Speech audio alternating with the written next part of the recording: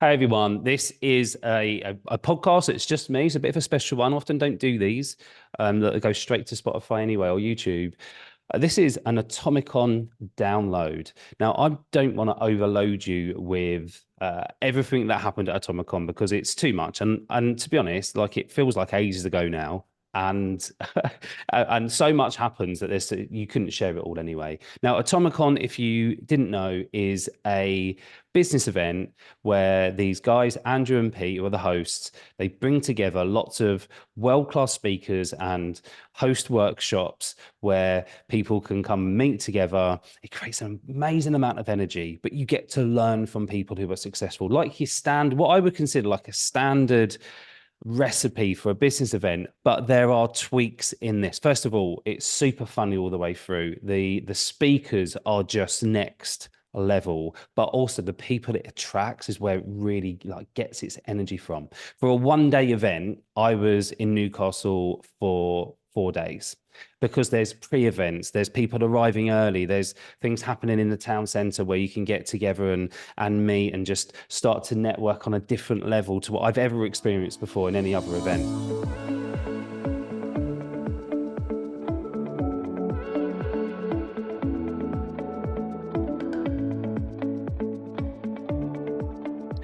I want to give you some key takeaways, so I've chosen three. I think it's really important when you go to any event that you have a bit of a plan beforehand because there's usually a schedule. So you can plan who you're going to see, which workshops you're going to attend, and then make a plan of like what is it that you want to get from each session. Now, often it's in the reflection, right? So we come away and we go, oh, that was really good. Or you make notes while you're there and you come away and you kind of read through your notes. So this is my kind of strategy for this. I usually take some notes if it's appropriate and I read them back either that evening or later the same day, just to go, actually, what I'm taking away from this is this one thing. And so it's not too overwhelming. I'm not trying to implement everything all at the same time. So what's that one big thing that I could take away? So I've got three takeaways from you to share with you from the time at Atomicon. And the first one is making our clients feel like celebrities.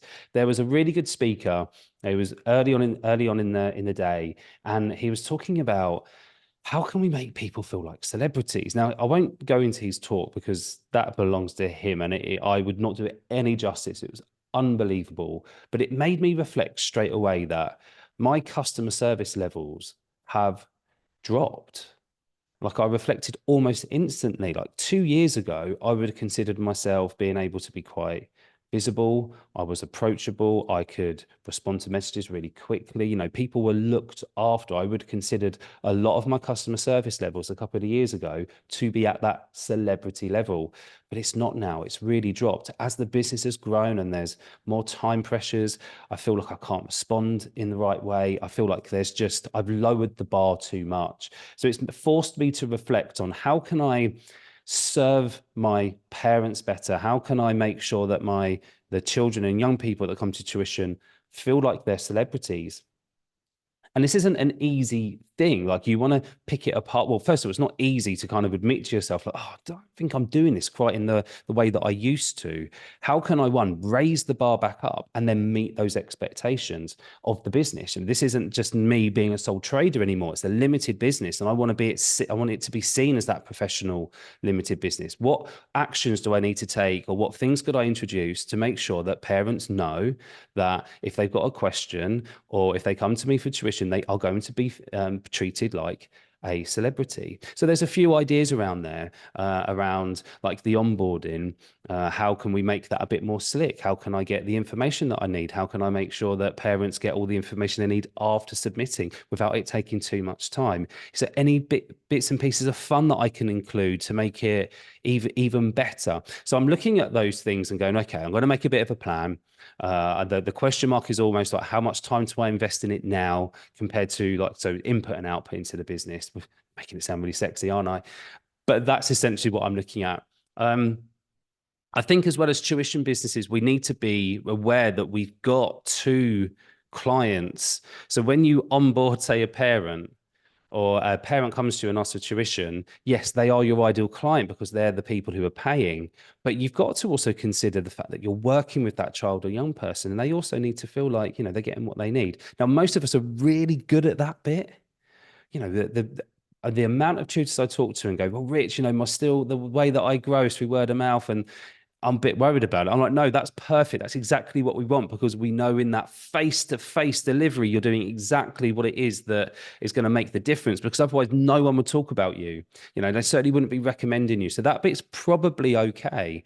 But what about the parents? What could we be doing there to make this all a little bit better? And also increase that reach, because that's what word of mouth can feel like. It's really narrow, but if your customer service, I mean, look, I grow through word of mouth and a bit of social media, but it's still majority of word of mouth. And that's me reflecting back and saying, actually, my customer service levels probably aren't as high as what they should be, but word of mouth is still okay. What would it be like if my customer service levels were like 10 out of 10? Would that increase the word of mouth? I'm leaning into the fact that word of mouth is the way that my business grows, and I'm going to make the most of it. The second big takeaway was about looking at what the big tasks are. Now, I am somebody who would teach other business owners to say, look, it's a long game. We do not need to go fast. However, if we can, we will.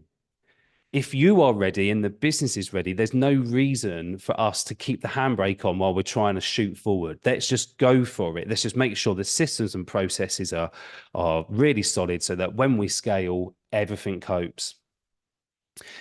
And this was a really key message that came out from the hosts, Andrew and Pete.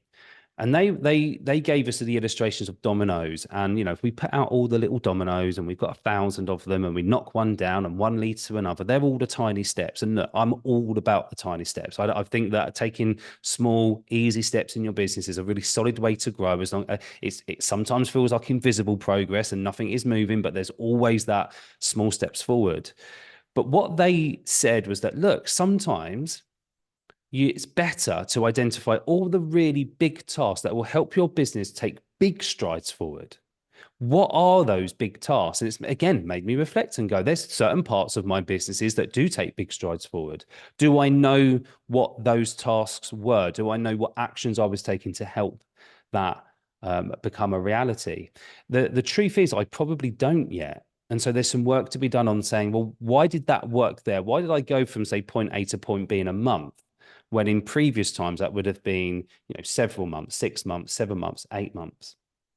And I know from my conversations with tutors that some of you go through accelerated growth in the first year of your business, starting from £0 a month, going to 9K a month within 10 months, which seems like incredibly fast growth. So what big tasks did we put in at the beginning? Was it finding a mentor, having a coach, following step-by-step sort of recipes to grow your business? Or did you find another way? Was it like you had really good contacts in your phone and you just lent into them over and over and over again? You badgered and badgered and you didn't stop until you've got that momentum and the energy to drive forward. So I think this is a really important thing. Like, we know that it's not a cookie cutter approach. Some of you will be able to go fast.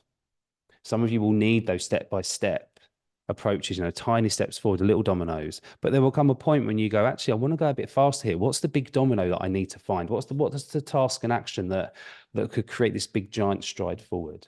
So bear in mind that might be something that happens in your business at some point. The last one is more of an overall take, and a topic which I have spoken about before. I speak particularly about this inside the courses and membership. We need to try to contain this risk-averse environment that we bring out of teaching with us, or even, because I know some of you aren't qualified teachers, that you might be bringing it out of the corporate world, this feeling that, oh, I can't do that just in case it doesn't work.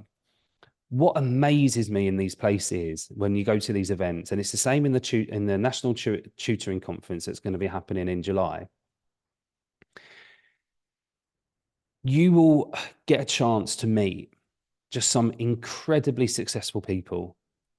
And when they share their story, it's often littered with their mistakes and the failures that they had to go through to get to the point that they are at now. Perseverance, working on how you reframe your failures, how you maybe you don't reframe your failure, but what is it that keeps you going the next day? Where are you finding your motivation and inspiration from? I don't know why it still amazes me. It just does. I just feel like sometimes these people walk out onto the stage and like, yeah, I make 50 million a year, and it just happened to them. And even though I understand that's not what their journey would be, it still amazes me to hear like how much failure they experienced or how much hardship they had along the way. And it fills me with inspiration because that feels like me. It feels like me, but I'm like 5 or 6 years behind where they are. I don't know whether I'll ever get to the point where it's a 50 million pound business. It still feels like that's unlikely with it, just with tuition. Don't get me wrong. I don't want to go like, I don't want to put the ceiling there. I'd love to get to grow a business to 50 million a year. But I don't want to be scared of taking risk. I don't want to be scared of experimenting with things. I don't want to be scared of saying yes to something when it could be the one thing that I need to fail, so it helps me find the next thing that will be a success. These successful people tend to stack their failures on top of one another and create their own big domino. That's what it feels like. Even when Andrew and Pete were talking about like they wanted to speak at this social media show that was huge in their particular industry, and they created a system that meant that they would be able to do that eventually without ever really knowing whether they would, but they came up with these are the big things that we would need to do along the way. And then they went and set about making sure that became a reality. And similar with some of these other speakers, it's, let's bring it into tuition. How many of us have needed to experience the hardship of leaving teaching so that we can become business owners and entrepreneurs? Yeah, go back 3 years before you left teaching. You was probably still in the sweet spot, still enjoying it. And then here we are. I mean, I'm 6 years out now, and I'm like, well, I'm about to fly off to China to see if I could start an agency and have bigger contracts coming into the business. I sit on the board of the TTA, like the Tutors Association. How has that happened? That was never on the pathway when I was, 3 years into teaching. I was still going to be a year 2, year 1 teacher, teaching children to read and do early maths, which, by the way, I absolutely love. But was I putting a limit on myself? So the experience of these hardships has led us to the place where we are now. And it led me to spending 4 days in Newcastle with some amazing people. Look, I'm going to leave it there just because I feel like that's enough to digest. There will be more that comes out of this, I'm sure, at some point, and I will make sure it gets put into anything that I talk about in the future if it's appropriate. But they're my Atomicon big takeaways. Let me know your thoughts. If there's something in here that you've really resonated with or you've got a question, please let me know, and I'll speak to you all super soon. See you later.